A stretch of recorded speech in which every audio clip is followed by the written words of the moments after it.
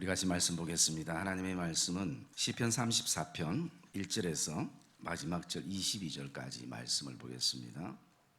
시편 34편 1절에서 22절까지입니다.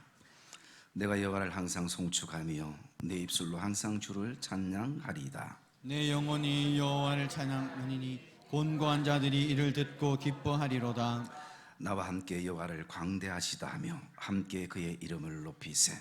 내가 여호와께 간구하며 내게 응답하시고 내 모든 두려움에서 나를 건지셨도다. 그들이 주를 앙망하고 광채를 내었으니 그들의 얼굴은 부끄럽지 아니하리로다. 이 곤고한 자가 부르짖음에 여호와께서 들으시고 그의 모든 환난에서 구원하셨도다. 여호와의 천사가 주를 경외하는 자를 둘러 진치고 그들을 건지시는도다. 너희는 여호와의 선하심을 맛보아할지어다. 그에게 피하는 자는 복이 있도다. 너희 성도들아 여호와를 경외하라. 그를 경외하는 자에게는 부족함이 없도다. 젊은 사자는 궁핍하여 줄일지라도 여호와를 찾는 자는 모든 좋은 것에 부족함이 없으리로다. 너희 자녀들아 와서 내 말을 들으라. 내가 여호와를 경외하는 법을 너희에게 가르치리로다. 생명을 사모하고 연수를 사랑하여 복받기를 원하는 사람이 누구뇨? 내 혀를 악에서 금하며 내 입술을 거짓말에서 금할지어다. 악을 버리고 선을 행하며 화평을 찾아 따를지어다. 여호와의 눈은 의인을 향하시고 그의 귀는 그들의 부르짖음에 기울이시는도다. 여호와의 얼굴은 악을 행하는 자를 향하사 그들의 자취를 땅에서 끊으려 하시는도다. 의인이 부르짖음에 여호와께서 들으시고 그들의 모든 환난에서 건지셨도다. 여호와는 마음이 상한 자를 가까이 하시고 중심으로 통회하는 자를 구원하시는도다. 의인은 고난이 많으나 여호와께서 그의 모든 고난에서 건지시는도다. 그의 모든 뼈를 보호하심이여 그 중에서 하나도 꺾이지 아니하도다. 악이 악인을 죽일 것이라 의인을 미워하는 자는 벌을 받으리로다. 여호와께서 그의 종들의 영혼을 속량하시나니 그에게 피하는 자는 다 벌을 받지 아니하리로다. 아멘. 우리 한번 따라합시다. 이렇게까지 꼭 살아야 하나요? 우리 옆에 분들과 한번 질문해 봅시다. 이렇게까지 꼭 살아야 하나요? 여러분, 이 질문은 우리가 인생을 살아가고 믿음의 삶을 살아가면서 한 번쯤 우리 각자 스스로에게 던져본 질문이기도 하는 것입니다. 어쩌면 이 질문은 어제도 내 인생 가운데 던졌던 질문이기도 하고 오늘 이 예배의 자리에 나와 있지만 이 순간에도 우리는 나 스스로에게 그런 질문을 하기도 합니다. 정말 내가 이렇게까지 살아야 하나요? 때로는 우리의 삶 가운데 힘겨움을 뛰어넘어 때로는 비참하게 이르 계시고 그리고 또 우리의 자존심은 다 이제 상처투성이로 그렇게 남아 있게 되는 이 순간을 경험할 때마다 우리가 정말 예수만을 안 믿었으면 어쩌면 우리도 극단적인 길을 치닫게 되어졌는지도 모를 것입니다. 그러면서 우리는 이런 질문들을 언제 내 인생에 던지게 되는가라는 것을 질문하게 되어지는데요.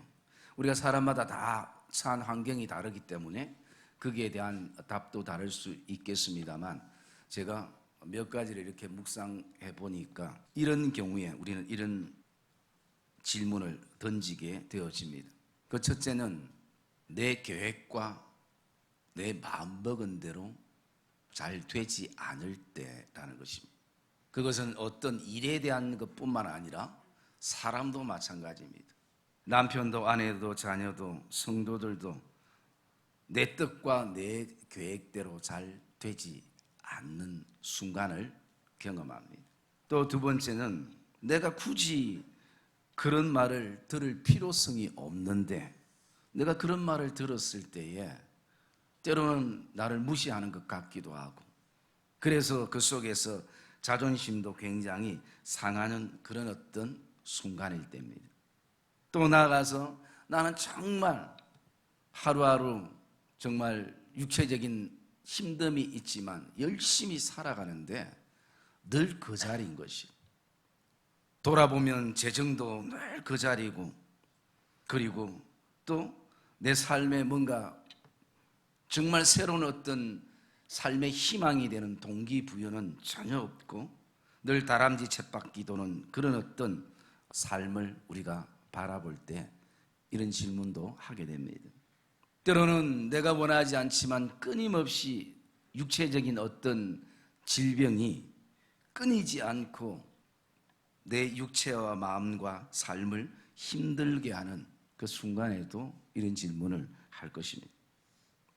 나가서 우리 가정이 예수를 믿는 가정인데 우리 주변에는 친인척들도 예수 믿지 않는 가정들도 있고 또 지인들 가운데도 그런 가정들이 있는데 우리 예수 믿는 가정이 좀 더 그들에게 본이 되어야 되고 또 그들에게 뭔가 부러움의 어떤 요소가 되어야 하는데 늘 예수 믿는 우리 가정이 더 힘들고 더 문제가 많고 더 어려움을 많이 겪을 때 우리 신앙이 괜히 위축되는 순간을 경험하기도 하는 것입니다. 또 하나를 보면 정말 어떤 대안이 없어서 내가 어쩔 수 없이 오늘도 그 자리에 앉아 있게 되는, 이러지도 저러지도 못해서 그 자리에 그냥 앉아 있게 되는 순간에 우리가 이런 질문을 던지기도 합니다. 그뿐만 아니라 우리가 믿음의 삶을 살아가면서 나도 교회에 참 헌신하고 싶고 시간도 물질도 그리고 나의 에너지도 나의 열심도 다 쏟고 싶은데 항상 그것이 환경과 상황 때문에 마음에만 그쳐버릴 때에 우리는 이런 어떤 마음들을 품게 되어질 것입니다. 이외에도 참 많은 어떤 삶의 가지 중에서 우리가 이런 질문을 던지기도 할 것입니다. 그런데 또 교회에 오면 늘 믿음으로 살아야 된다라고 얘기하는데 그 믿음이 내 눈에 확 보이면 괜찮겠는데 살아계신 하나님이 내 눈에 확 나타나면 내가 진짜 생명 걸고 믿겠는데 하나님도 보이지 않고 믿음도 보이지 않는데 계속 믿음으로 살아라고 할 때에 현실에 서서 현실과 믿음 사이에 우리에게 가져다 주는 그 괴리감 때문에 이러지도 저러지도 못하는 순간들을 우리가 경험하기도 한다는 것입니다. 여러분, 이 시편 34편은 다윗이 이 말씀을 기록했고요. 그러면서 이 시편 34편이 기록되어 있던 역사적인 배경이 있습니다. 여러분, 성경에 보면 34편 위에 보면 작게 이렇게 글씨가 적혀 있습니다. 다윗이 아비멜렉 앞에서 미친 채 하다가 쫓겨나서 지은 시, 이렇게 되어 있습니다. 어쨌든 다윗이 자신의 목숨을 부지하기 위해서 누군가 앞에 미친 척 해서 살아났던 그 이후에 하나님 앞에 이 시를 기록해 놨다라는 것이죠. 그러면 먼저 그 시대적인 배경이 기록이 사무엘상 21장에 기록이 되어 있습니다. 우리가 그 말씀을 잠깐 한번 찾아보겠습니다. 사무엘상 21장, 사무엘상 21장 10절에서 우리 15절까지 말씀입니다. 구약성경 445페이지, 제가 10절 읽습니다. 그날에 다윗이 사울을 두려워하여 일어나 도망하여 가드 왕 아기스에게로 가니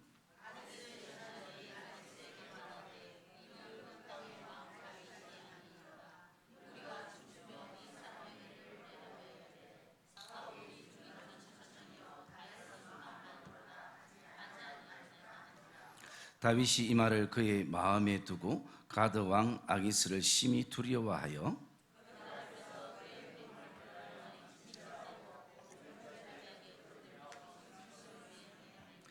아기스가 그의 신하에게 이르되 너희도 보거니와 이 사람이 미치광이로다. 어찌하여 그를 내게로 데려왔느냐? 내가 미치광이가 부족하여서 너희가 이 자를 데려다가 내 앞에서 미친 짓을 하게 하느냐? 이 자가 어찌 내 집에 들어오겠느냐 하니라. 아멘. 여러분, 끊임없이 사울 왕이 이 다윗을 죽이려고 할 때 다윗이 도망가고 또 피하고 그렇게 했지만 이제 더 이상 이스라엘 땅에 한계가 온 것이, 더 이상 숨을 곳도 없고 피할 곳도 없는 그런 순간입니다. 여러분, 오직 사울 왕은 다윗을 죽이는데 목숨을 걸었습니다. 오늘날 말하면 얼마나 많은 현상금을 걸었겠습니까? 얼마나 많은 군사들을 풀었겠습니까? 그런 어떤 순간에 다윗이 간 곳이 어디냐면 블레셋 지역이었습니다. 여러분, 다윗은 블레셋과 대적이었어요. 다윗은 하나님의 이름을 위하여 그는 블레셋 장군 골리앗과 싸웠던 경험이 있습니다. 그런데 오늘 다윗이 살기 위해서 그곳까지, 적진까지 들어가는 것이, 여러분, 그 심정이 얼마나 무너지겠습니까? 그래서 그곳까지 가서 블레셋은 5방백, 즉 5 어떤 지방이 있었는데 그 지방 가운데 가드라는 곳에 가서 아기스 왕을 만납니다. 시편 34편에는 다윗이 아비멜렉 앞에서, 여기 아비멜렉이라는 것은 이 블레셋 그들의 문화 가운데 이 아비멜렉은 사람 이름이 아니라 어떤 왕을 명칭하는 호칭이기도 합니다. 우리가 구약 성경에 바로 왕이라고 할 때 모든 바로 왕이 아니라 바로 1세가 있고 2세가 있고 3세가 있는 것처럼, 알렉산더 대왕이 있고 또 알렉산더 2세 3세가 있는 것처럼 블레셋 지역의 아비멜렉은 왕을 통칭하는 이름인 것입니다. 실제 이름은 아기스 왕입니다. 그래서 아기스 왕이 바라볼 때 좀 쓸만한 사람이 왔다 생각해가지고 그를 용장으로 쓰기 위해서 만났는데, 문제는 신하들이 알아본 것입니다. 신하들이 보니까 이 사람은 그 땅, 이스라엘 땅의 왕이 아니냐, 그의 용맹도 대단했다라는 것입니다. 그러니까 그 말을 듣고 다윗의 마음에 두려움이 생기면서 결국은 13절에 보면 그들 앞에서 그의 행동을 변하여 미친 채하고 대문짝에 거적거리며 침을 수염에 흘리는 이런 어떤 연극을 하게 됩니다. 여러분, 이것이 얼마나 다윗 왕에게 비참하겠습니까?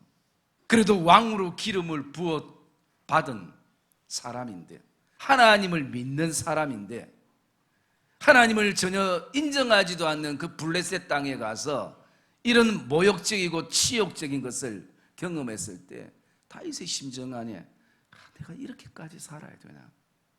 내가 진짜 이렇게까지 꼭 살아야 되나라는 그런 어떤 되새김들이 얼마나 많았겠습니까? 여러분, 사람은 누구나 그렇습니다. 높은 데 있다가 낮은 데로 내려오면 더 견디기 힘든 것이, 많은 것을 가졌다가 그것을 어느 순간에 잃어버리고 오늘도 빈털터리가 되어버리면 정말 그 삶은 더 비참할 수밖에 없는 것입니다. 여러분, 옛날에 그 유명한 거지 얘기 있잖아요. 날마다 거지는 다리 밑에 이렇게 아들하고 살아가는데 아들이 늘 품는 생각이 뭐겠습니까? 그 건너편에 김대감 집은 정말 궁궐 같은 집에서 부족함 없이 사는 모습 보니까 아들이 늘 그리운 것이, 우리는 언제 저렇게 사나? 우리는 언제 배부르게 먹나? 그런데 어느 날 그 큰 김대감 집에 불이 났어요. 그래서 뭐 사람들이 막 우왕좌왕하고, 그리고 그 모든 것이 다 타는 모습을 강 건너서 거지 아버지하고 아들이 본 거예요. 그러면서 아버지가 아주 큰 소리를 얘기하죠. 아들아, 봐라, 우리가 얼마나 행복하냐. 거지는 더 이상 잃을 게 없는 것이. 많이 배웠던 사람이 그 배움을 쓰지 못하는 순간에는 마음에 많이 어려움들이 오게 되는 것이, 그게 인생인 것이. 여러분, 다윗이 얼마나 부끄럽겠습니까? 신하들 앞에서도 부끄럽고, 이 정상적인 사람이 미칭아인 소리를 들어야 되는. 그래서 오늘 14절에 보면, 15절에 보면 아기스 왕이 이렇게 얘기합니다. 나에게 미치광이가 부족하여서 이 사람을 나에게 데리고 왔느냐? 난 내 집에 둘 수 없다. 그래서 다윗이 생명을 부지하고 다른 곳으로 그가 도망하게 됩니다.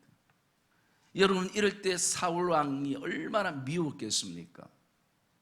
사실은 다윗은 장인과 사이의 관계를 떠나서 다윗은 사울 왕을 죽일 수 있는 기회가 많았습니다.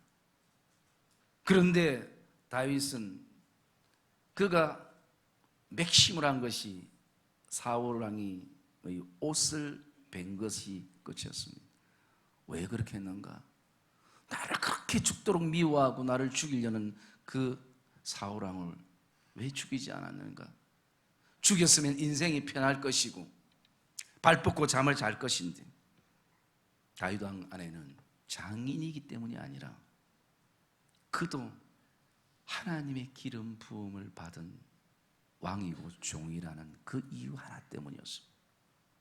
이런 자신은 수모를 받아가면서까지, 미치갱이라는 소리를 들어가면서까지도 그가 이런 비참함 속에 있었던 모습을 우리가 보게 됩니다. 이게 역사적인 사건이었습니다.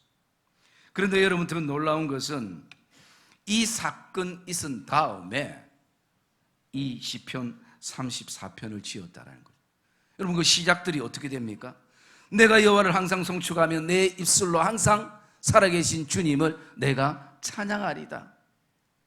2절에 보면 내 영혼이 여호와를 자랑하리니 공고한 자들이 이를 듣고 기뻐하리로다. 우리 모두 함께, 나와 함께 여호와는 강대하시다, 우리가 노래하세. 여러분, 이런 시가 지어지겠습니까? 그 사건이 없었다면 이 시가 기록이 된 것이 어쩌면 정상적일 수 있을 것입니다.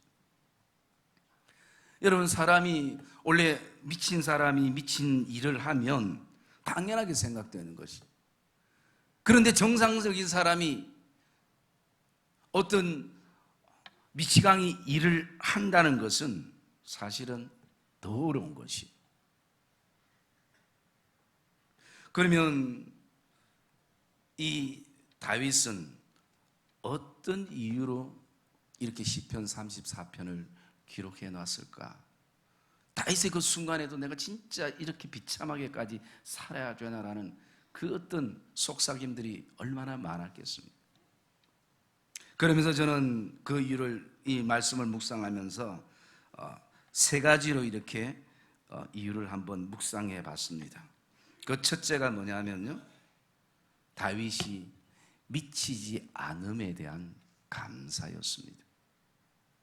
비록 자기의 생명을 연장하기 위해서 그 두려움 속에서 미친 척은 했지만, 정상적인 사람이 미친 척하며 산다는 것이 얼마나 힘이 드는가를 그가 느꼈기 때문에, 어쩌면 비록 내 삶의 모든 것을 송두리째 빼앗아가고 무너뜨려버리는 이 순간에 내가 힘들게 믿음의 그 줄 하나를 잡고 서 있는 이 순간임에도 불구하고 너무나 고통스럽고 힘들지만, 그래도 내가 미치지 않은 것에 대해서 감사가 흘러나왔다는 것입니다. 그러니까 1절에 보니까 이런 순간에 내가 여호와를 항상 송축하며 내 입술로 항상 주를 찬양하리로다. 이거 똑같이 나오는 단어가 뭡니까? 항상이라는 것이죠.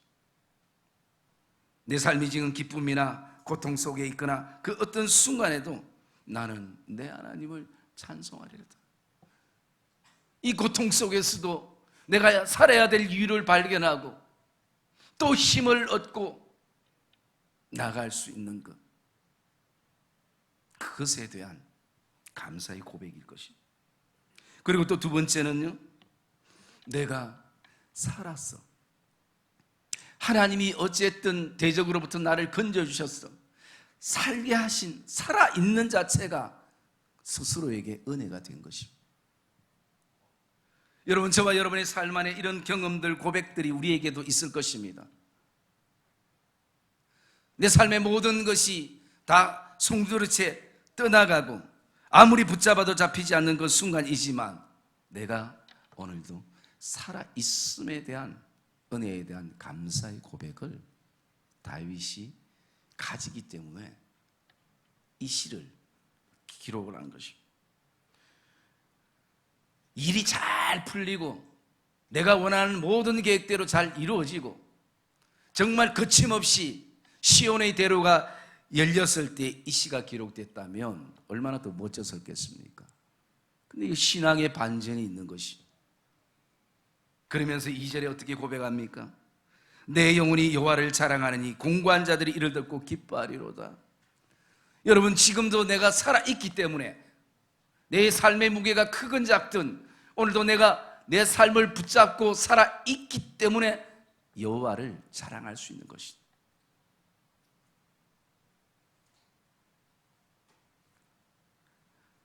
여러분, 사람은 오늘도 무엇을 자랑거리로 삼고 우리가 살아갈 것입니다.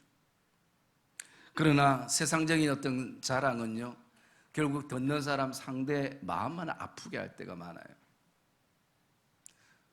그런 어떤 집에 대한 자랑, 또 자녀에 대한 자랑, 내 삶에 대한 자랑들 막 얘기하면요, 거기서는 야, 대단하네, 참 훌륭하십니다. 그런데 여러분 돌아서면 여러분 다 속으로 뭐라 그래요? 아, 지 잘났네. 결국은 지 잘났네 하면서 그게 뭡니까? 내 마음이 아프다는 거죠. 내 자녀는 그렇지 못한데, 내 형편은 그렇지 못한데, 내 처지는 그렇지 못한데. 여러분, 세상 자랑은요, 결국은 항상 상처를 주게 되고 아픔을 주게 되고 담을 쌓게 되는 것입니다. 그런데 다윗은 여호와를 자랑한다는 거예요. 다윗이 여호와를 자랑하는 이유가 무엇입니까? 오늘 공고한 자들이 여호와의 자랑을 듣고 이를 듣고 기뻐하리로다. 힘을 낼 수 있다는 것입니다. 용기를 다시 한번 가질 수 있다는 것입니다. 여러분, 오늘도 우리 교회가 여호와를 자랑하는 복된 교회가 되기를, 복된 저와 여러분의 믿음의 걸음이 되기를 주님의 이름으로 축복합니다. 그러면 쓰러진 자들이 다시 회복하고 일어서는 것이, 왜 끊임없이 교회 공동체가 분열이고 깨지는가? 자기 자랑이고, 자기 신앙 자랑이고, 짜다리 그렇게 훌륭하지 않지만 남편 자랑이고 아내 자랑이고, 그건 세상 사람들도 그렇게 하는 것이. 그런데 여호와를 자랑할 때 상처받는 사람이 아무도 없어요. 도로 힘을 얻게 되는 것이, 도로 나도 다시 한번 하나님께 매달려야 되겠다라는 그런 어떤 간절함과 절박함들이 우리 심령 안에 일어나게 되는 것이.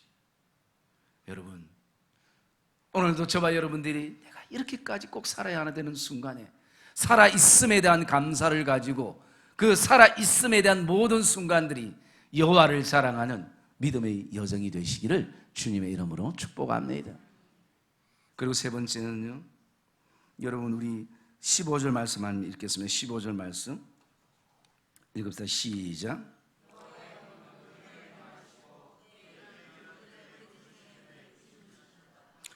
예, 세 번째 다윗이 이 시를 기록할 수 있었던 것은요, 하나님의 위로가 있었다는 것입니다.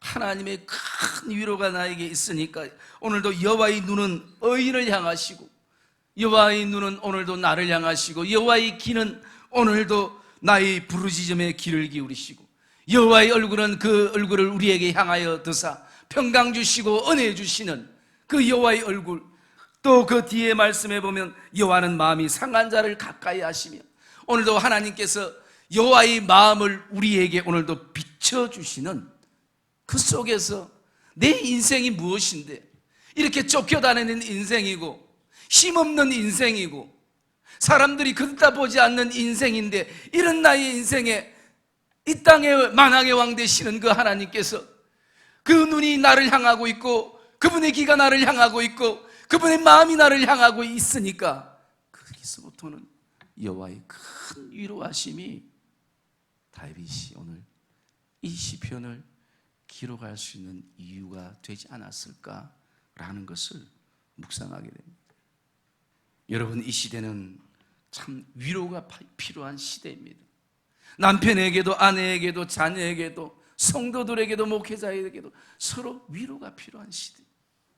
한마디 그 따뜻한 말 한마디가 다시 한번 그 사람 안에 힘이 되고 믿음의 용기를 가질 수 있는 주님의 그 따뜻한 말 한마디, 그 말 한마디에 하나님의 그 마음을 읽을 수 있고 하나님의 느낌을 읽을 수 있는, 여러분, 그래서 오늘부터는 우리 교회가 정말 인생의 자랑은 좀 스톱하고 서로 위로하는 운동이, 서로 격려하는 운동이 각 기관에서 또 성도들 안에 일어나기를 주님의 이름으로 축복합니다. 여러분, 우리가 세상 어디에서 위로를 받겠습니까? 뭐 돈 주고 잠깐 위로는 받을 수 있겠지만 영원한 위로가 아닐 것입니다. 최소한 교회만큼은 돌았을 때 내 인생의 형태와 모습이 어떠하든지 서로 하나님의 위로를 나눌 수 있고 격려할 수 있고 그 속에서 같이 믿음의 손을 잡을 수 있는 것이 우리 교회와 이 땅의 교회들이 되기를 주님의 이름으로 축복합니다. 여러분, 하나님은 우리를 위로하시는 분이시오. 내 눈물의 의미를 아시고 내 기도의 그 절박한 심정을 하나님은 오늘도 아시는 것이죠. 그러니 다윗이 오늘 자신의 형편이 이 시를 기록할 만한 마음의 여유도 없고 그리고 또 어떤 삶의 여유도 없지만 그는 오늘도 미친 채 하다가 쫓겨나는 그 순간에도 이 시를 쓰면서 살아계신 하나님을 찬양하며 그분의 위로하심에 오늘도 감사하며 나가는 것입니다.